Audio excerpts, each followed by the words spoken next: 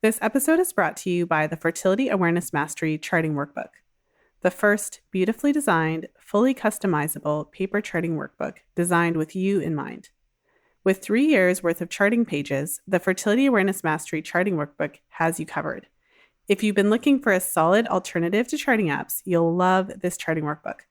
The Fertility Awareness Mastery Charting Workbook is available in both Fahrenheit and Celsius editions, and it's available in spiral-bound, paperback, and ebook versions. Head over to fertilityfriday.com/workbook to order your copy today. That's fertilityfriday.com/workbook. This is the Fertility Friday podcast, episode number 430.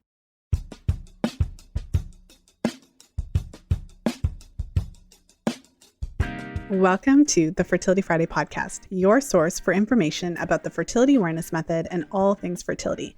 I'm your host, Lisa Hendrickson-Jack. I'm the author of The Fifth Vital Sign and the Fertility Awareness Mastery Charting Journal. I'm a certified fertility awareness educator and holistic reproductive health practitioner with nearly 20 years of experience teaching women to connect to their fifth vital sign through menstrual cycle charting, balancing hormonal health, and optimizing the menstrual cycle without hormones. I'm outspoken about hormonal birth control and its impact on fertility and overall health because you have the right to know how your body works and how artificial hormones disrupt that natural process. I teach women's health professionals how to utilize the menstrual cycle as a vital sign in their practices, and I host live coaching programs to help you achieve optimal fertility and health because it's important to have healthy menstrual cycles regardless of whether or not you want to have babies. I'm also a wife and mother of 2 beautiful boys. I know, I'm a busy girl, but I managed to fit it all in. This podcast is designed to empower you to take full control of your cycles, your fertility, and your overall health. And I'm so excited that you're here with me today. Today I'm sharing a brand new episode with Mike Gaskins. If you're not familiar with Mike Gaskins, he's the author of In the Name of the Pill. And he was a guest on the show back in episode 316, where we really went into his book. And essentially in his book, he talks about the common side effects that we often talk about with contraceptives, but he also talks about some side effects that aren't so common knowledge, things that you wouldn't necessarily know, such as the connection between contraceptives and autoimmune conditions, things like lupus, that you wouldn't necessarily hear because I think the most common things we hear are depression, low libido, sexual side effects, nutrient deficiencies, and there's a whole host of others. But Mike has really done his research and shared with us some of the more far-reaching side effects that we don't often hear about. So in today's episode, we dive into some of those similar side effects, and we talk about some of the issues, similar issues to what we've talked about before on the podcast related to contraception. And I think one of the overarching themes is, as always, informed consent is key. When you're taking a medication that is known to have certain side effects, I believe it's really important for women to know what those side effects are so that you can know what the symptoms are if you need to be concerned. It's kind of like giving a heads up. There are certain things that we get into, for example, like the issue with blood clots and stroke. And if you know what some of those potential side effects are or some of those warning signs in case something's going awry. So for example, having migraines, and in particular migraines with aura, and knowing that if you're on contraceptives and you have migraines with aura, you're at a greater risk of having a stroke and things like that, where when most of the women I've spoken to over the years get their prescription from their doctors, they are not being provided with an explanation or a discussion around some of these side effects, and even just a brief 30-second conversation that, although it's very rare, there are some serious side effects associated with contraceptives. If you ever experience these symptoms, then it would be really important for you to connect with me, make an appointment so we can talk about what's happening and potentially look to moving you to a different medication. You know, it would just take a second, in my opinion. So before I give it all away, I'll just go ahead and take a moment to introduce Mike. So Mike is a women's health advocate and author who spent much of the past decade exploring the risks of birth control. He recently completed work on an expanded audio version of his shocking book, In the Name of the Pill. The new version continues his investigation into the dubious nature of both the history and science of birth control. It features new content on modern devices and some of the little discussed dangers scientists have linked to the various forms of birth control. So without further ado, let's go ahead and jump into today's episode.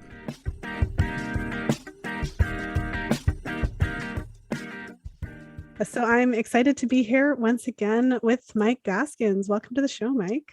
Thanks, Lisa. It's great to be on again. Well, thank you for joining me. I know in our first episode together, which I will link in the show notes page, we dove really deep into your book, In the Name of the Pill. And so today we're going to continue our discussion essentially on hormonal contraceptives. I want to congratulate you on the release of your new audiobook. So maybe we can start just by sharing just a little bit about audiobook, what prompted you to do that now. And for the listeners that haven't heard our first episode together, maybe just share kind of like a brief introduction of how did you, a man, a father, end up writing this book about the pill? Sure. So, when we spoke 2 years ago, I was thinking I would probably do a second book, and I had started on it, and COVID kind of threw everything out of whack on that. But yeah, to take you back to the beginning, I had essentially been at a medical conference with a man who's known as the father of autoimmune disease, was the keynote speaker, Dr. Noel Rose. And in his speech, where he was kind of giving broad brush strokes to all these doctors of different specialties about autoimmune disease and what triggered it, he started talking about how T cells are the soldier of the immune system. And when our natural estrogen attaches to it, the soldier's armed and has its marching orders. But when chemicals get in our body and mimic natural estrogen, they attach to those receptor cells. And now the soldier's armed, but it doesn't know what to attack because it's not our natural estrogen. And then it starts attacking healthy tissue, and that precipitates in all these different diseases. And so as he was talking, I thought, well, he has to be talking about birth control. I didn't know about endocrine disruptors at the time. And so it was the only thing I could think of that mimicked natural estrogen. I mean, it's designed to mimic natural estrogen. And so as he was talking, I Googled rise of autoimmune disease, and I saw that many of the diseases have skyrocketed since the early 70s. And I thought, wow, he's talking like this is a pretty well-known thing, but I've never heard of it before. And so I went up to him after the show and was talking to him. And I said, so exactly what role does birth control play in all this? And he said, oh, none at all. And I was baffled, and the conversation didn't really advance. And I trusted him because he's the world-renowned expert, but still it was like, this makes no sense. It's completely counterintuitive to everything he was just saying. So I got back to my hotel room that night, and I was still thinking about it. And I picked lupus, and I Googled lupus plus oral contraceptives. And I found this study that showed that women who take birth control are 50% more likely to be diagnosed with lupus. And it was a relatively new study. So I thought maybe Dr. Rose hasn't heard about this. I'll find him tomorrow at the conference and tell him about it. But I get further down the article, and there's a quote from him, from Dr. Rose, saying this study doesn't mean women should stop taking birth control. And so I felt gaslighted. I was like, why would he lie to me? What was going on? And so I think in the book, I say, maybe he thought I was a simpleton, and it was easier just to say, no, it's never been connected to any of these diseases. But that certainly triggered me to keep digging deeper and deeper and look at different diseases and all these things that have been linked to it. And ultimately led to the book, which came out a couple of years ago. And when the book came out, I was overwhelmed with feedback from women asking me to write about the IUD and depot and the implant and all of these other things that I hadn't written about specifically. And so that's kind of what prompted me to start writing more. And then this has always been kind of a passion project for me. So when COVID hit and really affected my revenue, because I do live events, which dried up. So I felt like I couldn't afford to spend time on anything that wasn't generating money, and kind of went away from my writing. But I still felt passionate about it and felt like I need to do something. It's probably not going to lead to another full book. So that's kind of how I decided. Is like, okay, I'll add some of this content I've discovered, and I'll just re-release it as an expanded audio book. So that's kind of how the audio book came about. Mm-hmm. I remember that story, and it's so interesting. I think that a person's perspective and experience and even their field that they practice in makes a difference in terms of how they can interpret information and categorize it. That's just my opinion, because it does seem like if you have a different perspective, you can look at certain types of information and look at it and interpret it a bit differently. So like the fact that you said that there was this 50% increase in lupus, I think that people could look at that in a different way and potentially downplay it. But it was interesting that you mentioned you felt gaslit because it was the actual individual that had led that conference that was writing in the paper that you had. And I feel like, just for all the women who are listening, women feel gaslit by medical professionals a lot. So it's Right. not like a rare kind of experience. So I know for you, one of the, chatting in the pre-chat, one of the important things for you is informed consent, as it is for me. And all of the information that I provide essentially goes back to that, because so many women are taking these medications. They don't know the full side effect profile. They don't know the full kind of risk of variety of symptoms that could be related. They're often not informed by their practitioners. And furthermore, they often don't know how this birth control is even operating, like how it prevents pregnancy. They don't know any of those basic informations. So maybe share a little bit about your perspective on why women are not necessarily being advised by their healthcare practitioners the full side effect profile of these drugs. Well, my thought on that is, I think, still evolving. I have a tendency, I think, when I speak, a lot of times I paint doctors as being the kind of the villains of the story. And I don't mean to do that. I mean, I think I want to believe most doctors are well-intentioned, and maybe, because Big Pharma controls so much of the curriculum in the universities and in the continuing medical education, I feel like a lot of the doctors, the practitioners, aren't even aware. I'll give you for instance, right now I'm finishing up an article on what birth control does to the eyes. And it came out of, I was in a small meeting of glaucoma specialists, and they were talking about certain biomarkers in the diagnosis and treatment of the disease. And I don't even remember what the biomarker was now. It could have been C-reactive protein, or I don't even remember, but I remember it sparked in my mind, oh, I should look at glaucoma. I never even thought about it. And so when I got out of the meeting, started doing research, and I found, sure enough, in 2013, there was a pretty big study that found that women who had taken birth control for longer than 3 years more than doubled their risk of being diagnosed with glaucoma later in life. And started digging further. And, it's just one of those things, unless you're listening for it and specifically thinking about it, you might miss the cue, you might miss the clues. But there have been several studies over the last decade that show that even women who are currently taking birth control in their reproductive years are twice as likely to be diagnosed with glaucoma. It's still rare. Young people don't typically get the disease, but even at that lower threshold, they're still doubling their risk. And not only that, but it's been tied to one of the biggest causes of retinopathy and loss of vision, which is called, I think it's retinal venous occlusion, RVO. It's one of the biggest threats to eyesight, and it's more predominant in women.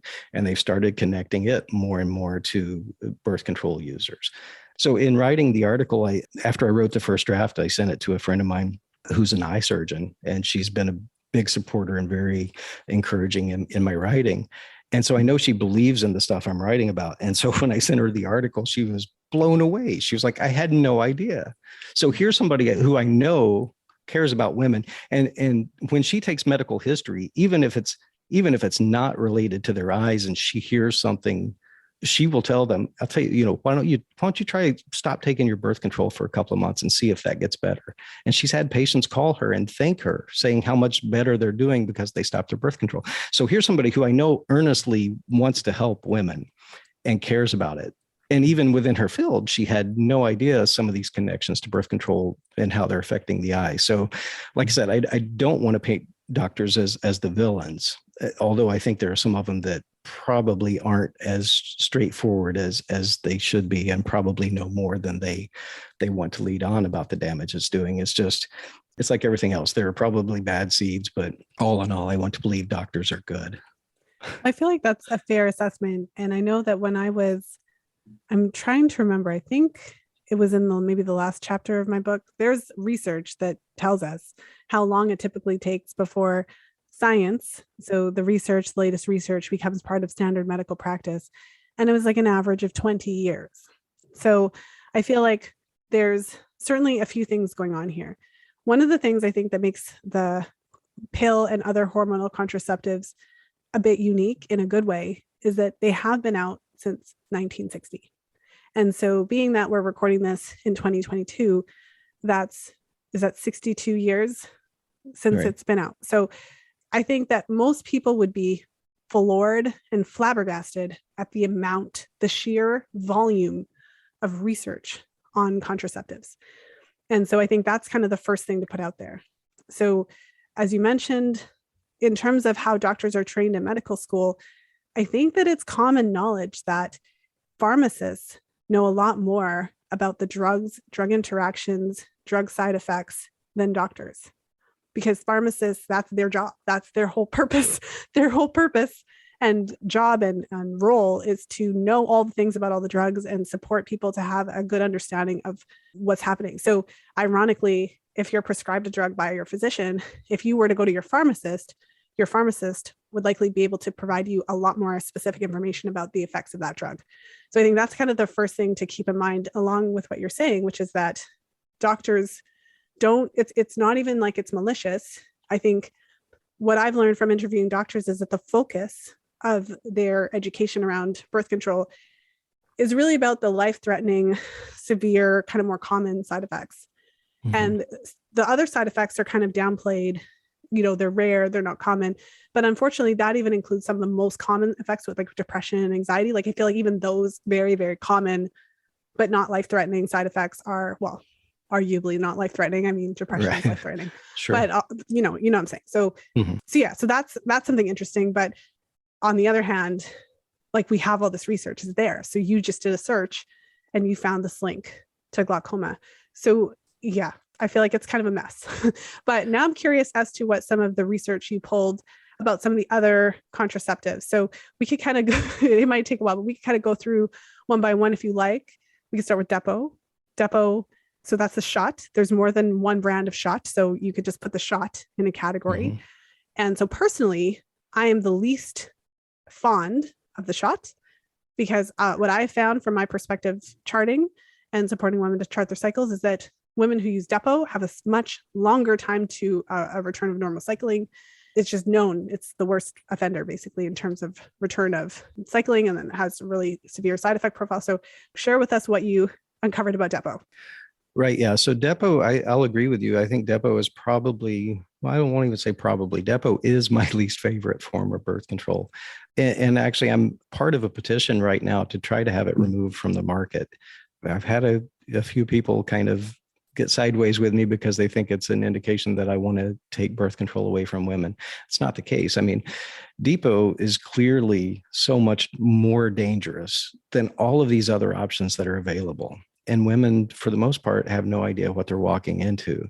I mean, I know it's purely anecdotal, but just the women alone who have contacted me to say it ruined their life would be enough for me to say, I never want this anywhere near anyone in my family. And I know it doesn't happen to every woman, but the only good thing, and I mentioned this in the book, if there is a good thing, the only good thing about Depo is that most women are aware of the weight gain issue of it, and they stay far away from it just from that. And I forget the exact quantities, but I believe it's something like 25% of women gain at least 5% of their body weight, even from a single shot. So the weight gain is a huge issue for a lot of women. But then I don't know. I don't even know where to begin with it. One of the things that we bring up in the petition is it makes women more susceptible to HIV transmission from their partner. And that's a thing a lot of people don't recognize. It basically, I'm not capable. It's above my pay grade to get into the science of it. But essentially the environment of the uterus changes the ability of the immune system to fight certain things, is altered by the drugs in Depo, and basically makes them less able to resist or fight off the HIV virus. And I don't know. I mean, what else have you encountered? That I mean, there's so many horrible things about Depo. Well, yeah. I think from a practical standpoint, one of the concerns from my perspective, right off the bat, even before I kind of knew about some of the worst side effects, is the fact that it is an injection. So if you get, the shot for the first time, you don't know how you're going to react. So right. Some women are obviously okay. and others are not. And so Right. if you read just the package inserts, so I think it's really important to put out there that there's nothing we're saying that is not literally on the package insert, like the drug insert. So type in depot or whatever brand of shot that you are curious about and prescribing information in your favorite browser, your search browser, and you will find the prescribing information. You should look at it. Mm-hmm. So some women will have irregular bleeding, meaning if you have a shot and you respond in that way, you could just bleed for 3 months. And that's, I mean, just from a practical standpoint, no one wants that. That's one of the biggest complaints with all contraceptives, that the regular bleeding and that kind of thing. And so I think one of the big things from a practical standpoint, before we even get into all the side effects, is that once you get it, you're committed and you can't do anything about it. Like if you were to get an IUD and it was really, really bad within the first 2 weeks, you could theoretically get it removed and then the side effects would start to wane. But with the shot, you literally have to wait it out. Yeah, right. You can't just stop taking it. No, because it's in there for like the 3 months. Right. Exactly. And you had mentioned, I think before we started recording, the black box warning. So even that is helpful to know that the depot shot is associated with bone loss, severe. And you mentioned that there's the black box warning literally on the label says that you shouldn't use it for more than 2 years, but there are plenty of women that are put on it for longer than that. So it literally says on the prescribing information that it shouldn't be used for more than 2 years because of the severe bone loss that could result. Right. And it's not necessarily reversible. It may be reversible. It may be reversible to a certain extent. It's not fully reversible necessarily. Right. And it's in big bold letters with a thick rectangle around it to draw your attention to it. And yeah, I've had that conversation with some women who will say, well, I've been taking depot for 12 years. It's like, oh my gosh, you're not supposed to, has your doctor mentioned this? And it blows me away the number of women, a lot of women have brought it up to their doctor when they hear about it. They say, oh, I heard you're not supposed to take this longer than 2 years. And some doctors will say, well, it's okay, just take a calcium supplement and you'll be okay. And I don't know, my response is, I try not to get indignant, but it's like, well, it doesn't say that in the FDA warning. There's nothing about just take a calcium supplement and you'll be okay. There's nothing in the FDA warning that says take it for 2 years and take a year off and then come back and take it 2 more years. That's not the way this works. Those responses from doctors are the ones that make me less likely to think that it's a well-intentioned doctor, because that's just, I don't know, it's borderline criminal. To ignore a black box warning or to come up with your own set of rules for how you can mitigate a black box warning by just taking a calcium supplement seems totally wrong to me. Well, and I mean, if there's, I'm not for this idea, just to put that out there, but if there is research to suggest, so for example, there is research showing this link between the rapid depletion of B vitamins and depression in birth control pills. So there are studies that have tested giving a higher dose of vitamin B6 for women who suffer depression on contraceptives, and shows that in many cases it can reduce the symptoms. So, there are situations where it would make sense to make a similar type of recommendation, but I would say, well, where's the evidence to show that could offset it? Is this something that has been studied, et cetera? Exactly. So yeah. And I feel like it's interesting that you mentioned that you're part of a petition to try to get it taken away, and how that can, people want to paint it like you're anti-birth control. And I think it's possible to be really critical of a certain type of hormonal contraceptive. So in general, I'm not the biggest fan of hormonal contraceptives. I think that's pretty obvious. But at the same time, I took the pill when I was a teenager, and I do recognize that for many women, it is some version of hormonal contraceptives are the best option for a period of time in their lives. So there's nothing about I don't have a desire to take away contraceptives as an option for people, but I'm the least fan of the shots because of the side effects. And I feel like there are some women who do take it for a period of time and report having lasting side effects from it. And so I feel like, if anything, I mean, if there was one to get rid of, I would be okay with that one. And I feel like all of the medication, we should really be sharing the side effect profile. So women should know if they're taking it, that it does have one of the harshest side effect profiles. And it certainly has one of the strongest effects on the return of fertility, where it's literally always, if you look at studies that compare different methods, literally always the last. So whereas with the pill, it can take an average of 9 to 12 cycles for the cycles to kind of return completely normally, not to return, but to regulate and to be kind of normal again. But with Depo, we're talking 18 months to 2 years kind of minimum for a lot of women coming off of it for their cycles to return normally. So I feel like this is something people should be aware of. Yeah. And I have no idea what the incidents are, what kind of, how often it happens, but I've met a number of women who were injured after one shot. I mean, they only got one shot and it's been years and they still have not recovered from it, so I've never heard of that happening with a combo pill or really any other, form that I can think of. It's just, yeah, it's something you can't just undo, unfortunately. Yeah. So if you have a bad reaction, you can't necessarily undo it. I'm sure that there's things you could do to try to improve the overall situation. Sure. But definitely a caution. So if anything, just even having just this conversation or listening to this aspect is certainly a lot more information than you tend to get from your practitioner, depending on the practitioner that you're working with. Right. So now that we've thrown Depo under the bus, let's move on. One at a time, but let's move on. So one of the things actually that you were mentioning too is the IUD. So maybe if you wanted to talk a little bit about, because the two main categories of IUD are the hormonal versus the non-hormonal. So maybe share a little bit about what you dug up in your research about the IUDs. Yeah. So this was another one where, just when you think you've kind of uncovered everything and nothing's going to surprise you anymore. When the book came out, I guess I had probably been researching pretty in-depth birth control for 6 years, 7 years, something like that, and felt like I had a pretty good grasp of all the risks and dangers. But when the book came out, I was contacted by many, many women asking me if I would start writing about the IUD or if I would write some articles about the IUD. And it really caught me off guard. And in thinking about it, I think I probably made the same mistake a lot of women make in their birth control journeys when they have trouble with, they try a few different pills and they have issues or whatever. And, I think there's this natural assumption that the copper IUD is probably safer because it doesn't carry any hormones with it. It doesn't have a drug attached to it. And I had kind of made that assumption.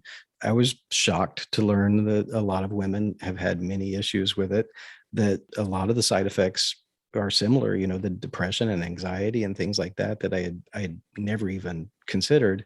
And then kind of stacked on top of that, you have the idea that it's this medical device that's placed in your body. And I started a birth control group several years ago, and one of the women shared in it recently that she had her IUD removed, and the doctor, when he pulled it out, said, "Oh, in one piece." And she was like, that reaction told her everything she knew about it. Like it was rare for the thing to come out in one piece.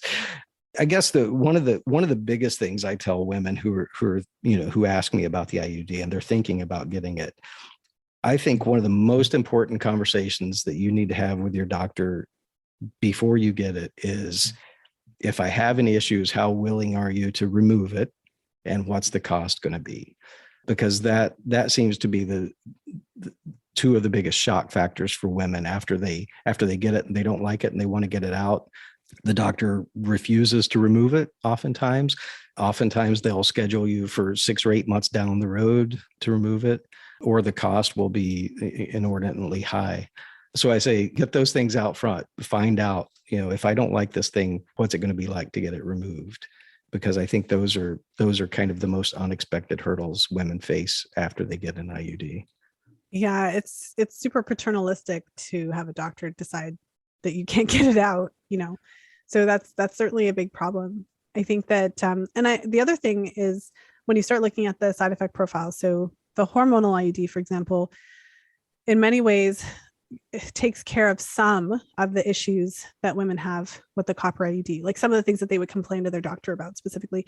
So with the copper IUD, it's well known that the most common side effects are that you may bleed heavier and or you may have stronger cramps. This is pretty well known. It's pretty consistent, pretty common. So most women who use it do report an increase in the level of their bleeding and then potentially the pain. And so I think it's important to point out that for women who are trying to live their best lives, trying to prevent pregnancy, the copper IUD is an important option, obviously, because it is non-hormonal. So it's not actively putting hormones in your body, although it can disrupt the hormonal balance to some degree, but it's still like a great option. So for women who it works for, I think it's great. So because there are a percentage of women who use it, they don't really have any problems with it, they love it. And women who love it, they really love it. True. And I think the challenge, obviously, is that there is a percentage of women who just do not have a good time with it, whether it's the heavy bleeding, the pain, or some of the other side effects that you wouldn't expect from non-hormonal, having it affect your moods. I just released an interview, so it's going to be a little bit later from when this one is, but at the time of recording, I recently released an interview with a client who shared her experience with PMDD. So the bigger, badder version of PMS. And in her case, the copper IUD significantly exacerbated her symptoms because it really significantly exacerbated the imbalance of estrogen and progesterone. So it really lowered her progesterone. And so she had the severe PMDD while on it that was kind of worsened by it. And then when she came off of it, it improved. And you wouldn't think that the copper IUD would have anything to do with emotions or hormones, but because of the mode of action of localized inflammation of the uterine lining, and then also releasing copper ions, people react differently. And like you said, having a foreign item in your body. Right. So the only other thing I always say when I talk about it, so my audience is kind of waiting for me to say it, is the painful insertion. That's something that's a really big deal. I didn't realize it was as bad as it was until I started interviewing women. And now it's a standard. Like if I'm interviewing someone, I'll just ask them if they mention they use the IUD, I'll ask them about that because it's a problem. Many women find it very, very painful. And the doctors either don't acknowledge that it's painful and certainly are not some of them offer pain relief, but it's quite rare, I guess. It's like not the norm for the doctors to offer women pain relief. Right. Yeah. So I'm sure you have more to add on that. We could probably, did you have any comments on the hormonal IUD as well? Well, nothing that comes to mind that kind of delineate it from anything else.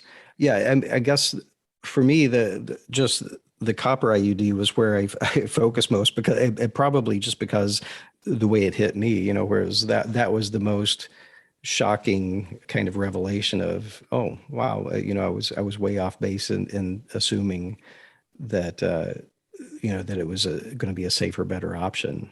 And not to say it's not, like you said, there are some women where it probably is the better thing, but it certainly wasn't as innocent as I had. Well, you kind of expect it to be the panacea. Like this is like, we found it. This is the non-hormonal option. It's got one of the highest effectiveness profiles, and it's even used. It can be used as an emergency contraceptive. So they're saying like this is really effective. But I mean, I think women should be aware of the side effects. So one of the side effects potentially of a copper IUD is pregnancy, because there's no method that's 100% effective. And if you do become pregnant with the copper IUD or an IUD in, you're more like it's more likely to be ectopic. Right. And so I interviewed a woman who, she had the copper IUD and she had it for a long time. I don't remember how long, 3 to 5 years. And then she had this like intense pain in her abdomen. But see, the thing is that she had taken care of the birth control that had been checked off. So it doesn't occur to her that it could even, like, there's no ectopic pregnancy possibility even in her mind. Right. So she's just confused as to why she's in so much pain. And when the doctor tells her she's pregnant, like the pregnancy test came positive, she still can't process that. And so, I think when it comes back to our conversation around contraceptives, I think it's important. It would be like, wouldn't it be basic to have a handout even? Like if you're a doctor, you're busy. You don't necessarily have time to like go through every side effect. Like you could use the prescribing information in the package. Like that could also work. But like, couldn't you just have like a handout for all of these different hormonal contraceptives or copper IUD so that you could list, and then the serious effects that could kill you at the top, just say these are rare, because they are. It's not like so common that women have ectopic pregnancies when they have the copper IUD, but it can happen. But you say, if you ever have severe abdominal pain, go to the hospital because it could be an ectopic pregnancy.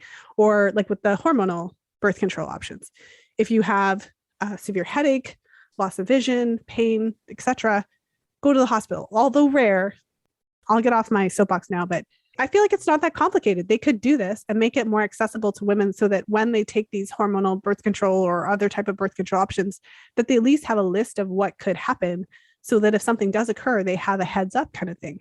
Yeah, actually, that's great information for me, because One of the things, obviously I've done all this research, and my mind goes to, I want to raise awareness. I want women to go into this with their eyes wide open. And so if a woman shares something about, being on a combo pill and suffering migraines, I feel like it's my place to tell her, again, within the Facebook group or whatever, I'm not going to interrupt somebody's conversation that I overhear, but I feel like it's my place to kind of warn her, hey, if you probably shouldn't be on estrogen if you're having migraines. They just shouldn't go together. You shouldn't be looking for a secondary medicine to help you with a migraine. You should just be avoiding synthetic estrogens altogether. So, but with that tendency, I also try not to jump in enough where it looks like I'm just fear mongering, because that's not my intention either. I want women to know about the dangers. I want them to know about the risk, but I'm not trying to scare them into making a decision that I want them to make. So I'll see that quite frequently, a woman who's on an IUD and she's having sharp pains and she doesn't know what to do. And my tendency is to want to jump in and say, maybe you should go to the emergency room, or whatever. But I don't know, is that too dramatic? But now I feel like it's probably not. It probably is a valid answer, right? Well, I think that for me personally, mm-hmm. because I do this series on my podcast, the Pill Reality series, and because I've interviewed all these women, and I also have clients on my podcast, and many of them share their experiences with contraceptives and things like that. So I've spoken to a number of women who have experienced strokes, pulmonary embolisms, and ectopic pregnancies that resulted in surgery and the removal of their tubes. And in many of those scenarios, these are women who are experiencing severe pain. So the one woman with the pulmonary embolism, she experienced severe pain, like in her chest. She even went to the Emerge. And what I always say is, like, if you put your clothes on and your shoes and get in your car and go to the Emerge, no one does that. Like, no one wakes up and just goes to the Emerge. So I feel like women were gaslighted so much that, like, even that is kind of understated. Like, no. You left your house, put on your clothes, and went to the Emerge. People don't just do that. You were really scared. You knew something was wrong. That's why you went to the Emerge. And this woman went to the Emerge, and the doctor, and she had Googled it. So she was like, am I having a pulmonary embolism? Oh, did you Dr. Google? You're too young to. And so they sent her home, and then she collapsed in her house. And fortunately, her boyfriend was there. They called the ambulance. And then obviously she survived. So they found out that it was a pulmonary embolism, gave her blood thinners, and now she has to, potentially be on medication for the rest of her life. So I feel like in terms of your question, like, this isn't about fear mongering, although it can feel that way. You're right. My hope, like if I ran the world, what I would want is a very basic kind of like, so I live in Canada. I don't know how it is everywhere in the world. I don't smoke, but if I did, I would go to the convenience store, and on the pack of cigarettes, there's like rotten teeth, like the gum disease. There's like a picture of black lungs. There's like a picture, like there's all this stuff on the, like, so when I go, if I don't smoke, but if I did smoke and I went and I bought the thing, I'm seeing the lungs. Like, I know it's your eyes are wide open. Right? And like, but the thing about it is, like, people still smoke. It's a choice. We all have the choice. So if I wanted to smoke, I could smoke, and I'm not trying to diss smokers. My point is to say that, like, a person who smokes is making a conscious decision, and they know the risks. Right. It's not like they don't know. It's on the carton. Right. But when you take your, medication, I feel like we should have that same opportunity. Certainly the argument is that it's going to dissuade people, but I would argue that there's literally black lungs on the cigarette carton, and it doesn't dissuade. So I'm saying, like, I think we need to treat women like adults. And what that means is, like, you just tell them. And it's not like they don't really know. Like, I think most women do know. They don't think it's ever going to happen to them, but we know that it could cause blood clots and strokes. Like, we know this. Right. So I think that just my basic example of, like, if we had just a handout that listed, like, some of the life-threatening stuff, and saying, like, it's rare. It's not something that happens to most people. But I just want you to know, like, if you ever experience like a shortness of breath or this or that or whatever, like, you need to understand that could be serious. And I want you to call me or come in to see me. And if it's really severe, go to the Emerge. Literally 30 seconds of your life, warn the person, and go about your day. How is this a problem? Yeah, it shouldn't be. And I got goosebumps as you were talking about the one woman. I mean, I've met two more families this month who lost daughters to birth control. And at some point, you just, you get tired of hearing those stories. I mean, I want to hear the stories, but you get tired of it happening. You want it to end somehow. You want to do whatever you can to not have it happen again. But one of the women she was 25-year-old, mother of two, started having shortness of breath, started having the symptoms, recognized it, went to the emergency room. They didn't act like they thought it was a big deal. She sat in the waiting room for several hours and decided they don't think it's a big deal. It must not be a big deal, and went back home without being seen and collapsed, went into cardiac arrest and died at 25. I wanted to pop in with a quick message from today's sponsor, Audible. Did you know that you can listen to The Fifth Vital Sign for free when you sign up for a 30-day trial with Audible? Head over to fertilityfriday.com/audible for details. That's fertilityfriday.com/audible.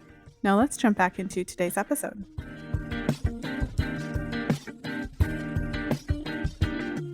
Yeah, I hear stories like that, and it's like, yeah, it's not fear mongering. It's just women need to know the facts.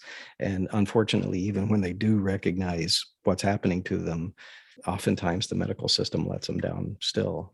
Well, I would say it's hard. It's hard. So I don't know if this is the best example, but you shared with us, like, you'd spoken to this kind of physician, very well known, widely respected.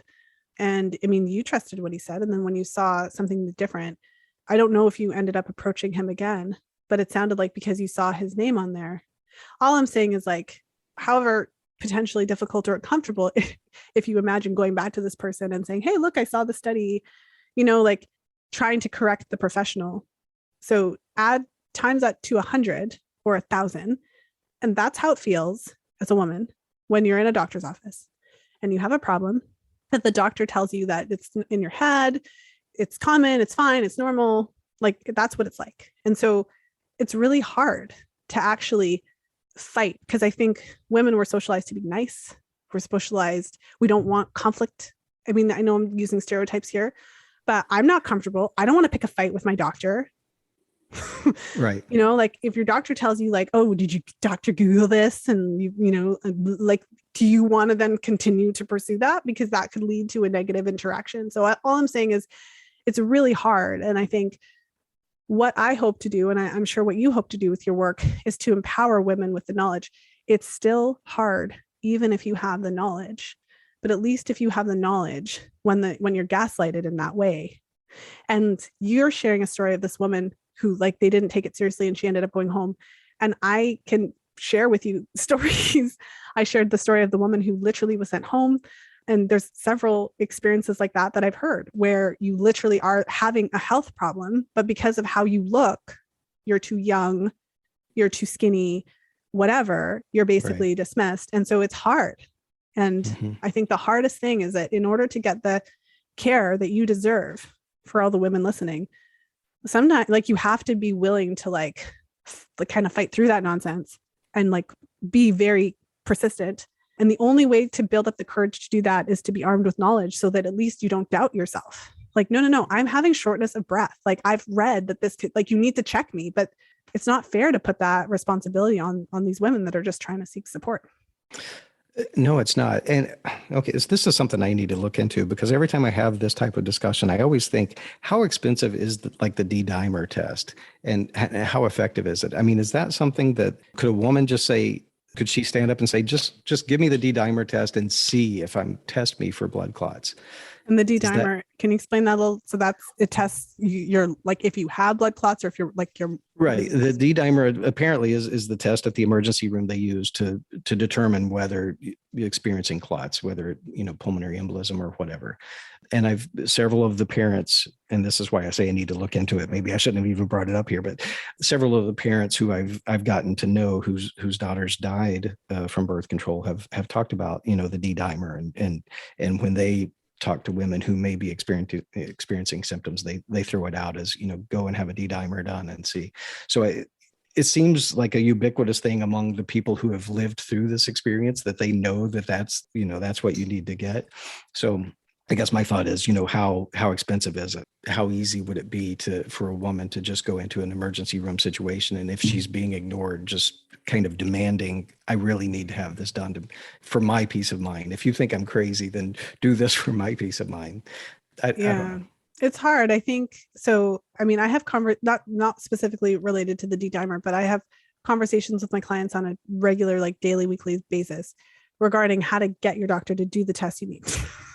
Right. And from a general practical standpoint, you need to talk their language. Like Right. you have to figure that out, because even if a test is warranted, it's just unfortunate. There's a certain bias and a certain level of gaslighting that is inherent in the system. And I can't explain why. It really is. And all you would have to do is gather 10 women together or 20 women and get them all to just share experiences that they've had with medical professionals, and you will see for yourself. Right. So generally speaking, like, I'm not sure if this is like for the D-dimer specifically, but generally speaking, you want to talk in their language. Like if you want like an iron test because you think your iron might be low, sometimes you have to like express your symptoms. Like, I've been very tired lately.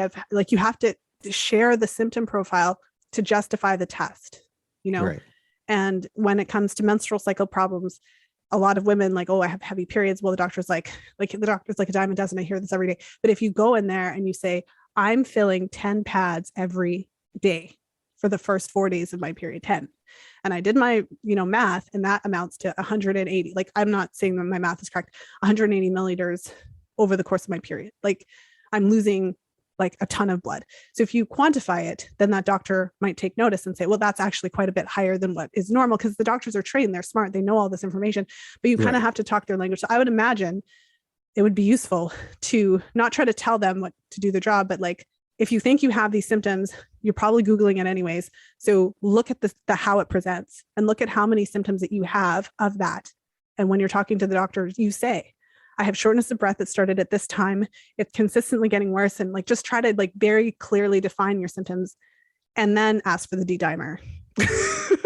You know what I mean? Because you have to make your case. Like, if you're in a court of law, you got to make your case.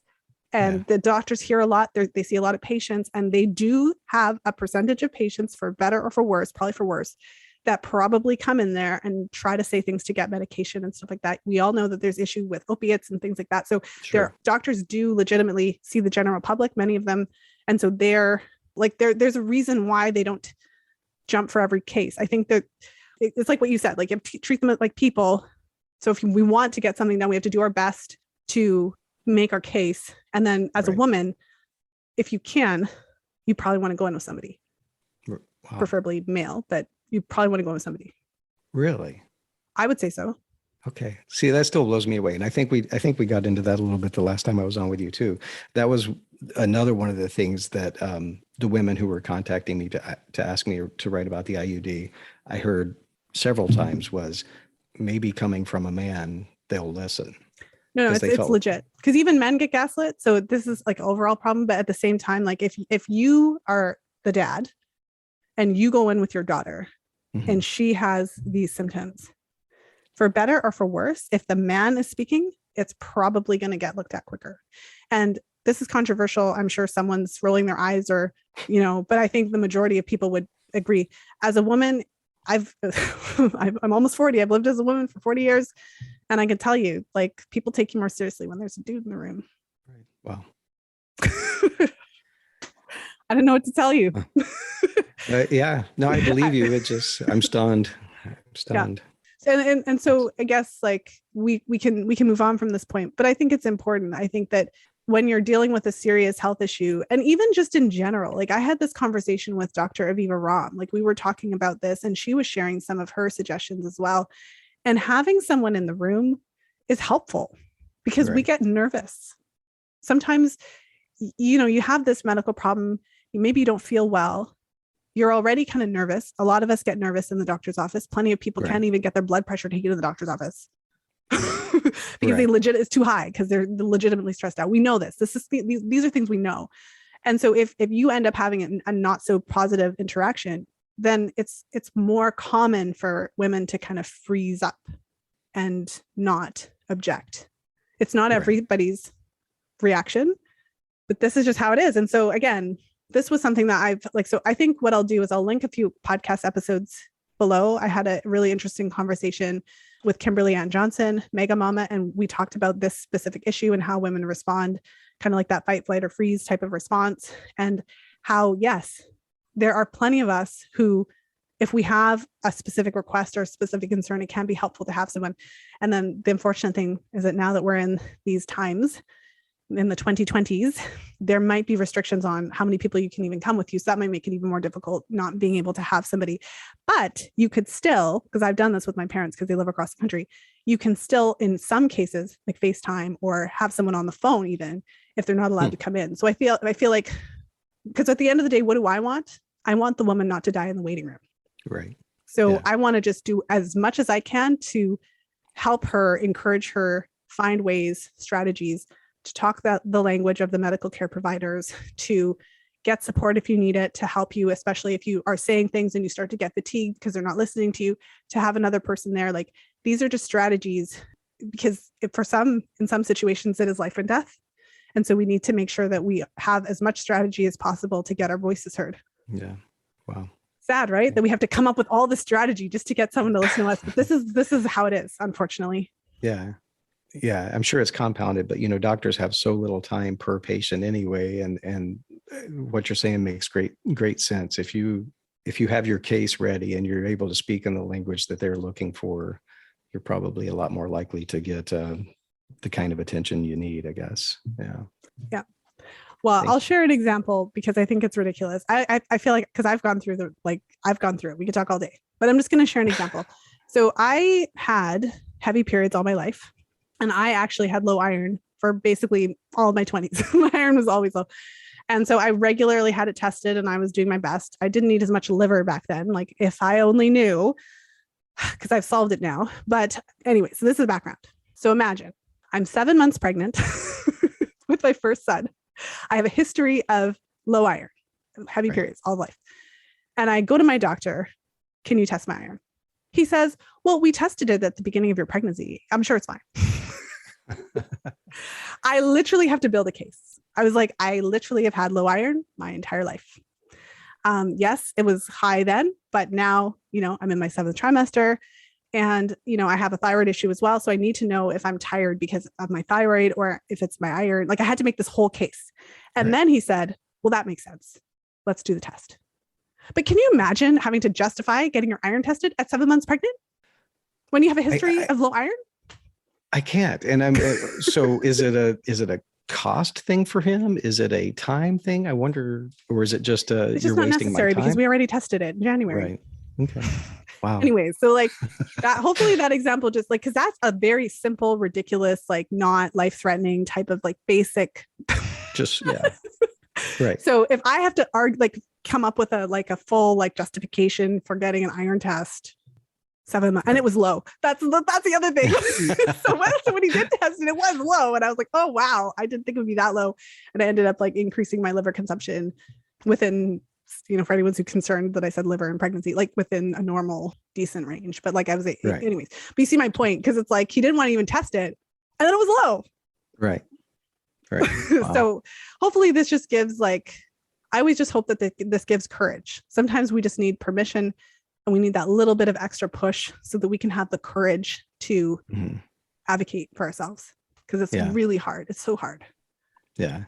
Yeah. That's the kind of feedback that makes me feel like, yeah, okay, I've accomplished what I'm trying to, I've gotten that kind of thing, in emails or whatever from women for the first time, I feel empowered. I don't feel like I just had, I understand why I was feeling this and why I need to stand up for it and not just accept the doctor telling me, move on.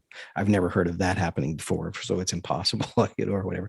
So yeah, empowering women to stand up for themselves and to know what the actual risks are. If we can accomplish that, I guess we've done our job. Mm-hmm. So to switch gears a little bit, I know one of the topics that you were talking about in your book, and this is something that I really haven't heard anybody else talk about, is basically the potential change in the blood plasma of women who are using contraceptives. So you referred to it as the green plasma mystery. And yeah, so I'm curious. So maybe just Take us from the top. Like, what the heck is green plasma? Why is it a mystery? And what does it have to do with the pill? Okay, so yeah, this story gets deep fast. So when I was first writing the book, I had one chapter I wasn't happy with. I felt like it was weak. It didn't kind of belong with everything else. And I went back through and I was reading Barbara Seaman's letter to Senator Gaylord Nelson, which ultimately led to the Nelson pill hearings in 1970 that were kind of the first real look, the U.S. Senate look into whether the pill had ever been proven safe. And so that whole set of hearings plays a big part in the book as well. And Barbara Seaman was a feminist who had written a book called The Doctor's Case Against the Pill, where she outlined a lot of anecdotal stories of women, along with doctors who were not feeling very good about what the pill was doing. So she wrote a 6-page letter to Senator Nelson trying to get him to look at birth control.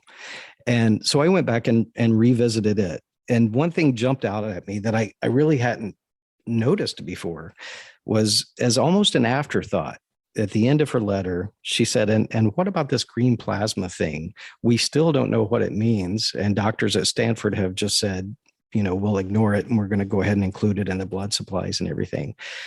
And so I was like, green plasma, what could she be talking about? And started researching. And so I found these doctors at the University of Pennsylvania who were in the operating room in 2008, and a unit of plasma came in from a donation, and it had a striking green color. And plasma is usually kind of straw yellow. And so the anesthesiologist had never seen anything like it before, and none of the doctors in the room had. And so they took pictures of it and they sent it back to the blood bank saying they didn't want to use it. And they showed the pictures around to all the clinicians in the hospital, and nobody had seen anything like it. And so they were baffled, and they started doing research, and they found a number of studies on green plasma dating back to the late 60s, but also found that nobody had done any research, any subsequent research for the past 40 years. And so became immediately curious about what could be causing it. And in looking at the studies that Barbara Seaman had referred to in her letter, they found out that researchers at the time had kind of narrowed down what could be causing this green plasma. It was happening in young women who were taking birth control. They were suddenly seeing it. They had never seen it before. They were suddenly seeing it in all these young women taking birth control. They isolated it and realized it was an elevated level of ceruloplasmin, which is a protein that carries copper throughout the body. So the estrogens in birth control can cause you to absorb more copper. Estrogen and copper are kind of directly correlated with each other. So as your estrogen levels rise, your copper levels rise. Well, the ceruloplasmin is kind of a bluish protein that carries the copper. Once the copper adjusts, it takes on this green color. So their levels were so high that their plasma was actually turning green. At first, they dismissed it and said, we'll just kind of ignore it. No big deal. It's probably nothing. But then later on, the American Red Cross came out with visual guidelines. So an actual, like chart to show you what is visually acceptable in plasma donations. And by doing that, they kind of weeded out all the green plasma. So, the fact that these doctors had never seen green plasma doesn't mean it's gone away. It just means it's been kind of removed from the system. And so they were trying to figure out, these doctors, it's like, okay, so we've identified that because of these visual guidelines, that's why we haven't seen it before. But then they also were trying to figure out, what kind of effects it could have, what is going on. And in studies, you see that there have been studies over the past 40 years on elevated ceruloplasmin levels and the effects they have. And it's pretty similar to the side effects of birth control. It's been linked to anxiety, depression, higher incidence of diabetes, breast cancer, things like that. And it's really fascinating that you also get into trying to figure out what kind of role it's played, how it's been removed. Well, in 1992, the first case of TRALI was diagnosed, and TRALI is transfusion-related acute lung injury. So they started noticing in the early 90s, it became the leading cause of death among transfusion patients. People were dying from an alloimmune response. So their immune system was responding to something from outside their system, and they knew it had to do with these blood transfusions or plasma transfusions. And they identified it was mostly happening with female donors. And so the kind of the story they came out with that was in the media at the time was that their theory was that maybe women who had been pregnant in their life had formed antibodies to the husband's sperm and to the baby. And so those antibodies were somehow affecting the blood that they were donating and causing them to. There was one headline that read something to the effect of blood from pregnant women killing men in transfusions or something like that. But what they didn't look at and what they ignored was the fact that taking birth control also increases antibodies. That's why it contributes to so many autoimmune diseases. I mean, you can't develop an autoimmune disease if you don't have certain types of antibodies causing it. So, I guess conveniently for them, the researchers never looked into the connection between taking hormonal birth control and developing these antibodies and then donating blood and the plasma. But here's something that I found really fascinating. In 2003, the United Kingdom became the first country to move to what they called a male predominant policy when it came to blood transfusion. So they tried to move toward literally only taking plasma from men for donations because they felt like it was just too dangerous to take plasma from women. And while the media was kind of trying to paint it as pregnant women were the danger or the threat, these doctors from University of Pennsylvania, when they wrote their paper at the end, said, we need to find a solution from this, because if we eliminate all women who have ever been pregnant or who are taking birth control, we won't have enough supply to meet the demand. So those doctors recognized that women taking birth control, were an issue. And, so for me, it was just kind of a fascinating rabbit hole and ended up being the last chapter I wrote just before we published the book. And I think it ended up being my favorite chapter just because it's just so fascinating to look at how the medical industry kind of the way they treat women's health is not about a woman's health at all. It's about how do we cover up? How do we keep the public from figuring this out? And even there was one team of researchers who looked at, why don't we take the green plasma and reintroduce it back into the system and use it for patients who are at threat of bleeding out? So they recognize that women who have these elevated celluloplasmin levels have blood that has a higher hypercoagulability, so it clots easier. But nobody's ever done research to say, hey, let's look at the women who have these elevated levels and see if they're at more risk for blood clots, because I think they would be afraid of, just how many women have elevated risks. And, you don't want to have to give that warning to women that many women might be susceptible to clots. Yeah, it's so interesting. I mean, there's a lot of words thrown around and a lot of information, but I feel like if we dial it down to the basic level, it sounds like what you're saying is that there's research that used to be done that is kind of no longer being done that would indicate that, women on birth control, their actual blood plasma might be different. So, and there's interesting pieces to the story, I think, because you mentioned that the ceruloplasma, if I'm saying that correctly, carries copper. So we know that women on contraceptives, it depletes zinc. And many women who've used contraceptives for a long time have elevated copper levels. So often we think about like elevated copper levels associated with copper IUD, which is also a thing. But with the birth control pill, you end up having a similar issue where you have elevated copper and low zinc. And so that's interesting because it correlates with what we already know about the fact that, women on contraceptives for a period of time tend to have higher levels of copper. So I feel like this is an interesting kind of correlatory, if you will, piece of information. And the fact that that what you're saying is that it's been found that women who are on contraceptives, they have this higher level of ceruloplasma and carrying copper, but then also higher level of blood coagulation, meaning a higher rate of blood clots. Ironically, that's well studied in the sense of maybe not the specific relationship to the plasma itself, but estrogen-containing contraceptives are well known to increase the risk of blood clots and stroke and pulmonary embolism and thrombosis and those kinds of things. So I feel like this is another piece of the puzzle to explain the phenomenon that we already see with contraceptives.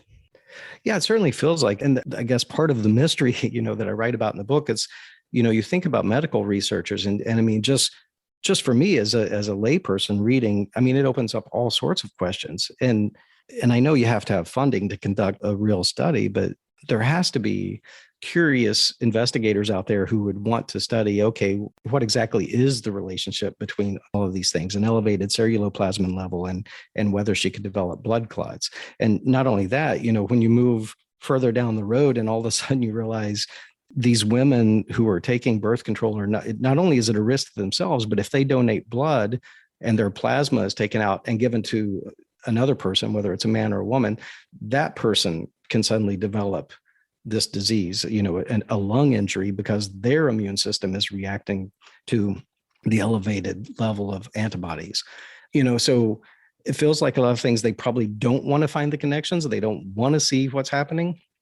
So instead, they just start using a male predominant blood supply, which is fascinating. And they didn't want to make a big media ordeal out of that because they were afraid women would stop donating altogether. Yeah, these are things that I know I have never considered, like, does taking the birth control pill change your bloodstream? I mean, we would know that it adds in those additional synthetic hormones, but yeah, these are questions that we don't necessarily have answers to.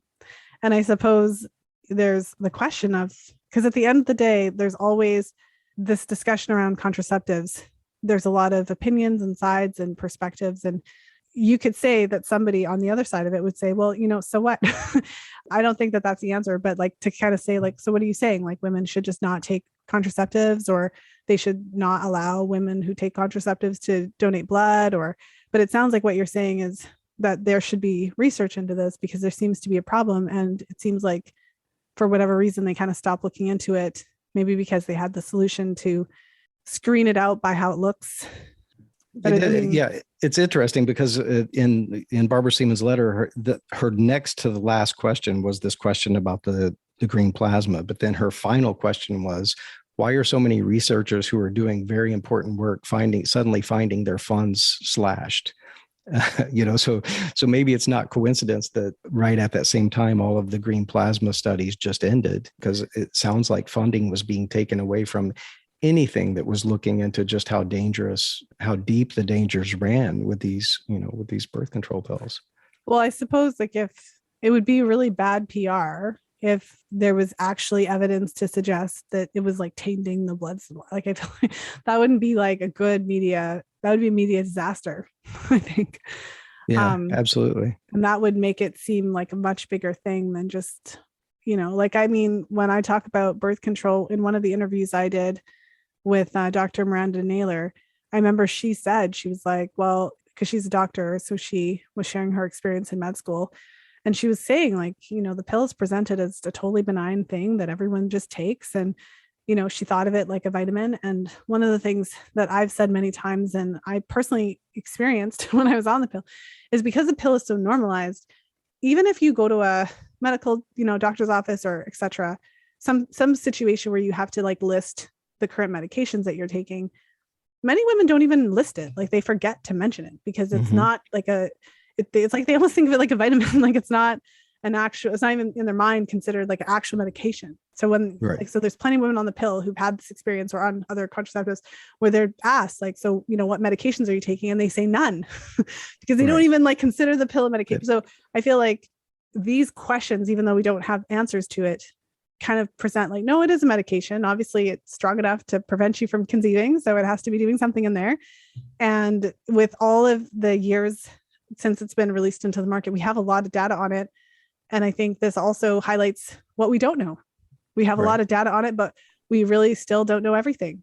And so I feel like with the blood plasma thing, it's kind of a hard wrap up to the conversation, because it's like, what is the message? It's like, so what do you think? Like someone hearing this is exactly kind of what the doctors argue when they say, well, if we just provide all of this information, then we're going to scare women off. They're not going to want to use it. And there was a research paper that I quoted in my book where they studied, I've complained about it before, but the research study was aimed at studying the women who complain about contraception. So in the study, 50% of the participants had an issue with the contraceptive, from sexual side effects to emotional, etc. So half of the participants had an issue. And of course, instead of the researcher saying, wow, like that's a high amount, maybe there's something wrong with the medication, maybe there's things we could do to improve it and improve the user experience. No, it was like, okay, well, who complained? And let's find out why. Right. And so the researchers concluded that it was hard for doctors to recommend the most effective birth control methods without unduly discouraging the women from taking it. So they were sympathizing and saying it's so hard for doctors because how are they supposed to get women on these pills and inform them about all the problems without discouraging them from taking it? And this was like the big concern in this research paper. And Right. this is basically where we're at. So like, what is the, like, so if you think about everything we spoke about today, we've been very critical about hormonal contraceptives and their effects, and very critical about the medical system that doesn't necessarily fully inform their patients. And even at times, not necessarily even aware of some of those side effects that cause additional problems if women are seeking support. What do we take from this? Well, there's so many things to be taken. I think one thing is, I think more men need to get involved with this conversation and be concerned with this conversation. Again, not to take over, not to, but to be concerned, because when it comes down to it, it is not just a woman's issue. Sure, we should be concerned about women's health and actual women's health, not what it's come to be defined as. But this affects all of us. If there is a link between this blood plasma and people dying, the leading cause of death, from transfusions, that's affecting men. It's not just a woman's issue. It's ridiculous to think that, just the person who's taking this pill is going to be affected by it.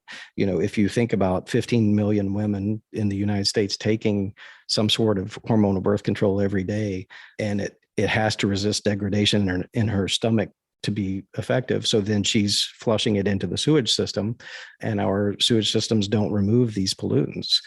So it's affecting the fish, it's affecting the wildlife. This drug is affecting everything.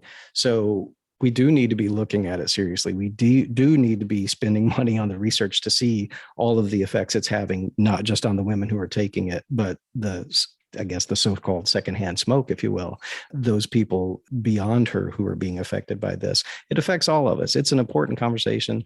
And we need to all be looking at the side effects that extend on a macro level.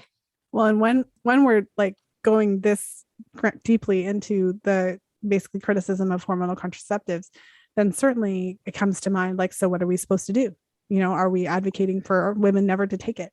And I mean, I know I'm not. I had a woman say to me once, because she learned about all the side effects of contraceptives, and she said, how could you ever be okay with someone taking this after everything you know? And I said, well, people do like crack and stuff. Like people do heroin. I'm not comparing it to that, but I'm just saying, like, right, people drink alcohol and like do all, like, I drink wine, but I'm saying, like, we all do right things. And for me, it always comes back to informed consent and making those choices. And when it comes to birth control, I always say that I feel that women fall into 3 categories. If we are given informed consent, we fall into 3 categories. So there are some women who are going to hear all that stuff about the pill, and they're just going to be like, wow, I didn't know. I'm not comfortable with it. There's a lot of women who are just kind of like, I'm not comfortable putting that stuff in my body. So that's fine. There's another group of women who say, well, okay, I'm glad that you told me, so at least I know what to look out for. But there's certain periods of my life where I'm going to take it. So I would say with informed consent, there's another group of women who will take it, but they'll take it a bit more judiciously, potentially. So maybe they'll modify it. Maybe they won't take it for, instead of 15 years, they take it for 8. So, I feel like there's that category. Mm-hmm. And then I feel that there's a third category of women who they're like, thank you, I'm glad that you've told me, but I've always done well on contraceptives, and like, I don't have a problem with them. They work really good for me. And so I feel like the third category will just take it for as long as they would have. And I think all 3 categories are still happy that they, in my example, are happy that they have informed consent. Yeah. And I mean, that's the world that I would like to go to. And I do agree that additional research would be useful because of these potential implications. But I'm sure that there's some listeners that are wondering, so Mike, are you saying that like no one should take it? Because like now you're talking about the fish and the ocean. Like, are you right saying that we need to get rid of it? Like, what are you saying? No, I feel like I'll go back. I said secondhand smoke, so I'll go back to the kind of that analogy. I don't think cigarettes should necessarily be outlawed. It's not like I'm going to go and picket say cigarettes need to be taken off the market, even though I think they're causing a lot of harm and everything. So, but like you said, I mean, you have the pictures. Anybody who enters into that habit, knows what they're walking into. They know what the risks are. They've been informed. They can't deny being informed. We all know the risks and dangers. But at the same time, I am thankful that, like in my area, you're not allowed to smoke within 85 feet of the front door of an establishment, or, you go to restaurants and nobody's allowed to smoke in there. So there are certain things to protect me as somebody who would be inhaling secondhand smoke. I can live my life and avoid it most of the time. I'm thankful for those. I think we need to find whatever the equivalent of that is for hormonal birth control, because if it is being flushed into our sewage system and it is changing the fish population to the point where we have to have fish hatcheries just to keep a population alive because all the male fish are disappearing downstream from sewage plants, which has been shown, then I feel like we need to find a solution where that's not happening. If it's altering the woman's blood plasma to a point, I mean, they are trying to do that. They've pretty much stopped using women's plasma as much as they can to try to prevent it from injuring people beyond her. So I think we just need to keep looking for, okay, establishing these connections. And if there are dangers, how do we prevent it from the waves from kind of trickling out and minimize the damage? Because like you said, some people are going to hear all the risks and they're still going to say, okay, I'm willing to live with that risk. So, yeah. Well, I think that makes a lot of sense. I feel like if we just close our eyes and like, oh, this is crazy, I don't want to talk about it, that's a problem too. I think that, there are potentially very practical solutions to this, like water treatment, that somehow hormones are small, so it's harder, but we're a smart population. They're doing all kinds of interesting things around the world with engineering. I'm pretty sure that we could figure this out. So I feel you. And I feel like it's reasonable to say, okay, well, can we look at this? Like, it seems like it's having, and I would just throw in there too, that, hormonal contraceptives are definitely one of the factors. But I think when it comes to the oceans and the fish, there's also the onslaught of chemicals that are acting as estrogens, the xenoestrogens and things like that to contribute to it and make it all worse. So I think there's more than one factor that's contributing to this problem. And obviously it's affecting all of us. It's affecting men and women, and there's an argument I talk about sperm all the time. So there's certainly an argument to be made for all of the kind of pollution and estrogenic chemicals and things like that. They say they came up with 8,000 new chemicals a year. I don't know, but like all of that and how it can affect the sperm quality and rates and testosterone levels and things like that. So there's certainly a conversation that needs to be had about all of this. And I think for that, I think it's a little bigger than birth control, but I do recognize that it's legitimately like in the water supply. And so it is useful to ask, like to have somebody who cares about it to say like, look, can we just measure the lot? Like, what are we doing about this? Right. Can we have honest conversations about one of the researchers said that, to get a sense of how potent these things are, if you took a pinch of salt and dropped it in an Olympic sized pool, that's how much synthetic estrogen it takes to start having an effect on vertebrate animals, including us. Wow. So think about that quantity. Because estrogen is powerful. It's very powerful. Very strong, powerful hormone. Yeah. Like and women produce significantly less estrogen in terms of quantity compared to progesterone, because estrogen is very potent. Right. Yeah. And it's, I forget where I was going, but essentially we tend to think of pollutants in terms of parts per billion or parts per million, but when it comes to estrogen, you have to think in parts per trillion. And that's something that we haven't really come to yet. Our ability to measure it can be affecting us. Our tools, I guess, aren't strong enough. It can already be affecting us when we haven't even reached levels where we can measure it in the water supply yet, if that makes sense. It does. Yeah, but yes, no, that is, I think it's important for us to continue to having these conversations. And I think this conversation is interesting because most of my conversations are kind of at that micro level of like the individual woman. And I feel like you've helped us zoom the lens out into the whole world. And I think it's kind of scary. Like, I feel kind of like, oh my goodness, this is like a big problem. And I think sometimes it's good to kind of have that perspective, because first of all, no one's even talking about this stuff in the general sense. So I think it is really important to do that from time to time. Well, as we wrap up, I feel like we covered so much ground. Like, I feel like this conversation went a lot of really interesting directions. We covered a lot of different types of hormonal contraceptives and talked about some really interesting information that I feel like we don't really get anywhere else. So I think we're all thankful for your resourcefulness, and we're glad that you have taken the time to dive into this research.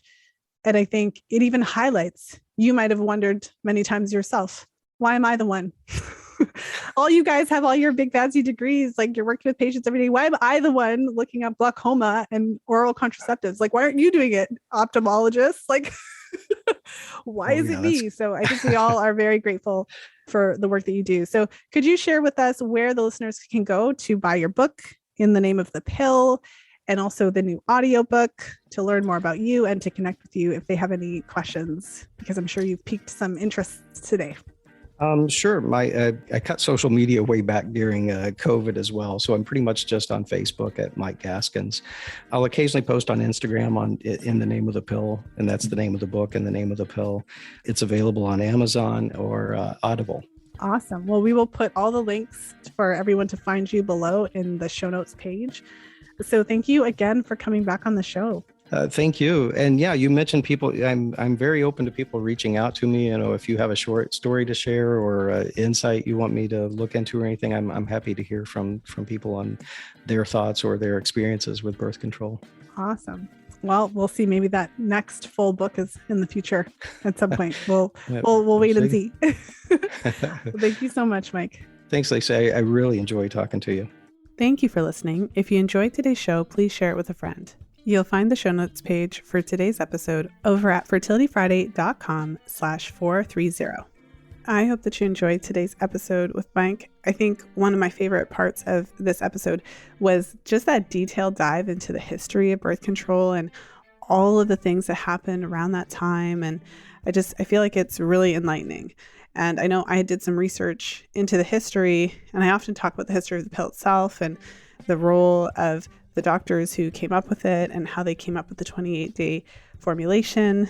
And long story short, it was because when they put the women on a continuous pill and they lost their periods altogether back in the 60s, that didn't fly because they just didn't understand what was happening. They didn't know if they were pregnant, they didn't know what was going on, and it was confusing for them. And so the 28-day cycle, for example, was put in to mimic a woman's natural menstrual cycle so that she would have that reassurance every month that she wasn't pregnant.